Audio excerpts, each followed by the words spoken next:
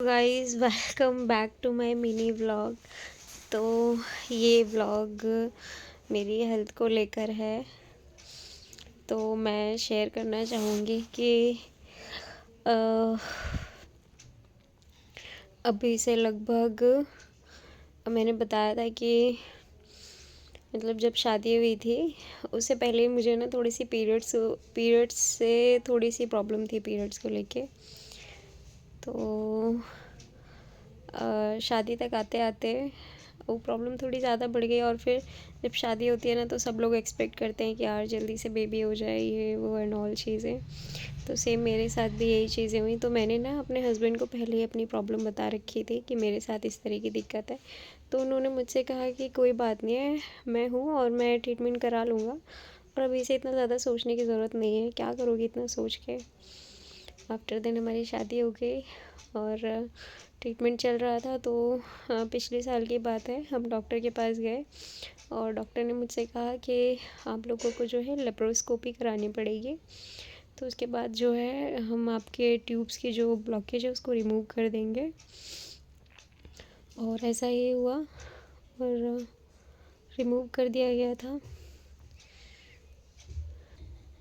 तो फिर जो है मेरी लेप्रोस्कोपी हुई और ऐसा था कि पीरियड्स में ना क्लॉट्स आ रहे थे, तो इस वजह से मैंने लेप्रोस्कोपी कराई। तो जब लेप्रोस्कोपी हुई तो उसमें जो है मुझे जेनाइटल टीबी का जो है मतलब जेनाइटल टीबी निकली टेस्ट में। तो पिछले तकरीबन 7-8 महीने से उसी का ट्रीटमेंट चल रहा था। फिर जब ट्रीटमेंट ख़त्म हो गया तो उसके 1 महीने बाद जो है मुझे कंटिन्यू खांसी होने लगी और खांसी के साथ कफ भी आ रहा था। तो फिर मैं दोबारा गई हॉस्पिटल कि मुझे इस तरह की दिक्कत क्यों आ रही है। तो फिर वहाँ डॉक्टर्स ने चेकअप किए तो उसमें टीबी जैसा तो कुछ निकला नहीं, पर खांसी अभी भी हो रही है। और फिर मैं डॉक्टर के पास गई कंसल्टेशन के लिए, क्योंकि जो मेरा टीबी का ट्रीटमेंट ख़त्म हो चुका था उसके बाद डॉक्टर ने बोला था कि आप आकर मुझसे मिलना। तो फिर जब मैं मिली जाकर तो उन्होंने सेम बताया कि एचएसजी करवाना है जाके आपको। तो फिर जब मैं एचएसजी के लिए आज गई तो मेरा जो टेस्ट आया, रिज़ल्ट आया, उसमें हाइड्रोसल्फिंगेंस जैसी चीज़ें थी। मतलब ट्यूब्स में जो है अभी भी ब्लॉकेज है और पहले तो जो है ठीक भी हो गई थी, मतलब ठीक नहीं थी पहले से ही, लेकिन अभी क्या है कि वो दोनों साइड ही दोनों डैमेज हो चुकी है। तो अब मैं सच बताऊँ, अब मुझे ऐसा लग रहा है ना कि बच्चा पैदा करना एक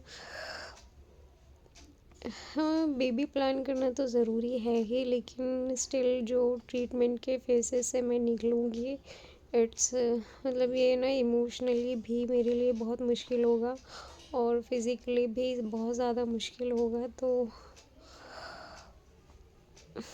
देखते हैं क्या होता है। और मैं सभी लड़कियों से यही कहूँगी कि अपना ना शादी से पहले ख़्याल बहुत रखें, खाने पीने का ध्यान रखें अच्छे से, और अपनी बॉडी या बॉडी के अंदर कोई भी आपको थोड़ी सी भी वो दिख रही है ना कमी, कि ऐसा हो रहा है वैसा हो रहा है, तो प्लीज़ डॉक्टर से ज़रूर कंसल्ट करें, उस चीज़ों को इग्नोर ना करें। क्योंकि जब हम चीज़ों को इग्नोर करते हैं ना तो चीज़ें धीरे धीरे बढ़ती चली जाती है। तो बस आज के लिए इतना ही, और लेट्स सी मैं जब जाती हूँ ट्यूसडे को मेरी अपॉइंटमेंट है डॉक्टर के साथ, तो लेट्स सी कि वो क्या बताते हैं। उसके बाद मैं फिर वीडियो अपलोड करूँगी। So thank you for watching to me, bye bye.